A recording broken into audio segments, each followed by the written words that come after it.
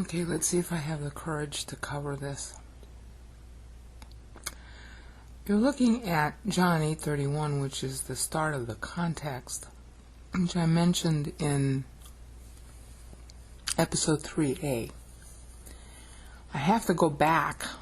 Our verse was here, and in corrected translation it would say, let me pull this down a little. Alright. This is the NASB translation because it gives me easy access to just look at the keywords when I forget what they are in the Greek. But, the translation's okay, and most of the translations say the same thing. Jesus said to them, if God were your Father, and this is actually stressed, okay, you would love me, and that's stressed, for I proceeded forth and have come from God. The word proceeded here, as you can see in the lower left-hand window, and this is just Strong's, but I know the words well enough I don't have to show you the lexicon. Exerkomai by itself is just saying to come out of. Unfortunately, it's translated the same way as ekporuomai, which is in, let me show you, John 15:26. And this is the thing that's the Westminster Confession. Okay, they're using ekporuomai. Ekporuomai is a military word. It means to pour forth. It means the pouring forth of troops.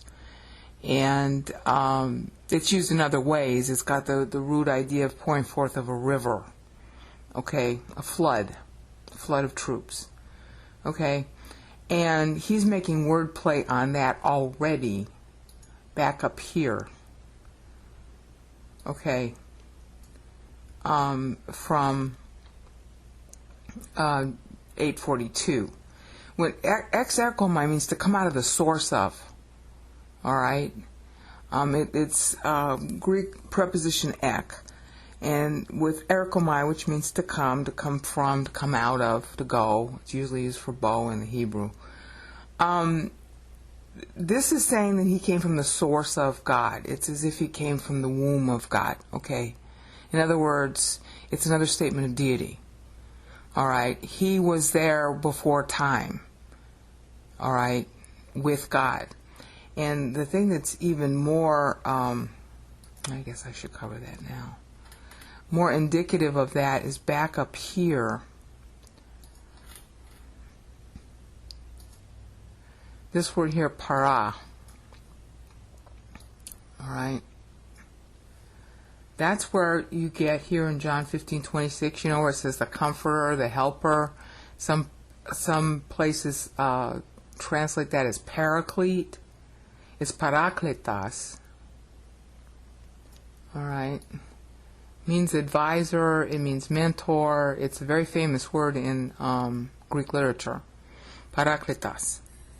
All right. The word para means beside. In other words, if you and I were standing side by side, then I would be with you, standing next to you. He's not just saying, I have seen with my Father. He's saying, I am where Dad is. I have always been where Dad is, because again, he's using the aorist tense. Okay, see, this is aorist tense of horao. Means seen. It's translated, I have seen. Okay? But it's perfect, I'm sorry. So he's stressing the fact that he's already seen it side by side with the Father. All right? He's, again, in 8:38, he's saying, hi, where God was in eternity past, I was there, Jack, right beside him. Okay? So this para is another statement of deity. Now, how are you going to translate that? It would be nice if it said, which I have seen right beside my Father. Okay, this is the Father, but to translate it my is okay, because you can translate the definite article as a possessive. That's done a lot, and that's perfectly okay to do. All right, and that's Father, patri. All right. So this whole discussion here is him saying again, earlier before verse 42, hi, I'm God. That's why I'm having trouble talking about it, because it's so frightening. The person who's talking is either the craziest person on the planet, or he's really who he says he is. And if he's really who he says he is, and I was in the audience with these people, I'd be scared to death. Okay? So let me try and calm down, and we'll go to the immediate context. He was talking to those Jews who had believed in him about, the word will set you free. Famous verse. We all know that verse. Okay, this isn't they. These are other people, not the ones who have believed. Because look at this. How is it you'll say you will become free? So these are the gainsayers in the crowd. Okay, and then he answers and he talks to them. This will make you free. Okay? And then he's making very plain that they don't want him. They want to kill him. You see that? Verse 37. All right. And then he makes this astonishing, this isn't with, this is para, which we just saw. All right. See? It's para. Right here. Together with, beside. It really means beside. That's where parakletas. Means somebody who's standing beside you to give you aid. That's the famous, word translated paraclete in John 15:26, which we just saw. Okay, that's where that's what it means, is to stand beside somebody. Okay, I have seen standing beside my Father. I was right beside him.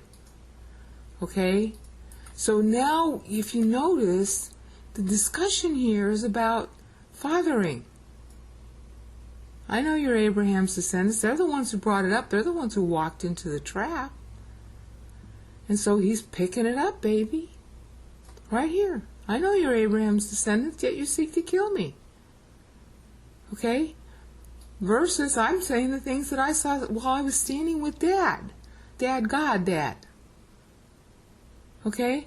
Therefore you, see, it's now a father war. Who's the father? Okay? And they said, oh, Abraham is our father. This is stressed, okay? And Jesus said, yeah, really? If you're Abraham's kids, do the deeds of Abraham. See, he's basically saying that they're children of the devil, which you'll see later on in the text. Okay? And so they're all pissed off now, and they're saying, Abraham is our father. Oh, really? If you're Abraham's kids, do what Abraham did. Genesis 15:6, Abraham believed. Okay, but instead, you're seeking to kill me. Abraham didn't do that. So, the Lord is still talking. You're doing the deeds of your dad, who's not God. Now, this can't be too deep. They said to him, this is in the proleptic position in the Greek. I don't want to waste your time on it right now. Okay, we were not born of fornication. In other words, Mary was pregnant before she was married, see? So they're slighting him. We, unlike you, we were not born of fornication. We have one Father, God. This is all stressed in the Greek, okay? We were not born of fornication. We have one Father, and that Father's God. So that's the backdrop to verse 42. Okay? Now, this is where it gets really frightening. As you saw in the previous videos, and I hope you figured it out, we just focused on apostellw and me. Okay? Here's the Greek again. See? There's only these three words that we worked on. Alright, ekainos means that one. Instead of saying father again, which would be more respectful, he says that one, as if he knew him really well. Okay, then he's putting himself in front of the verb, so he's either being very rude to father, or he really does know him that well. Okay, there's no two ways about that. He's putting himself where the subject belongs, between ekainos, that one, the real subject of the verb, and the verb itself. He's putting himself in the middle. And he's putting himself in the proleptic position, stressing himself. And that's also the function of the heroic accusative. Okay, that's what we saw in 3a and 3b. All right? Just those three words. The kainos, that one, me, me. Apostellw, he sent. Me, me, me, me, me, me.